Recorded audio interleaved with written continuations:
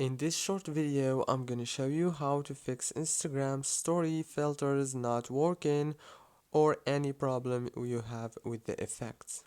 First thing you wanna do, guys, is very simple. Open the settings and then go to the wireless and networks, go to the airplane mode, enable it and wait 5 seconds and disable it again, and then go to the Wi-Fi and do the same thing, disable it and enable it, and then go back into the apps manager, open the apps like this, go to the apps, and then you have to scroll until you find Instagram like this, and then click on this force stop option and go to the storage, click on clear data, clear cache, and now all what you want to do is go to the data usage and make sure that everything is enabled right here, and that's it. The problem must be solved. If it's not solved yet, then make sure to update your Instagram into the latest version in the Play Store or the App Store if you have iPhone.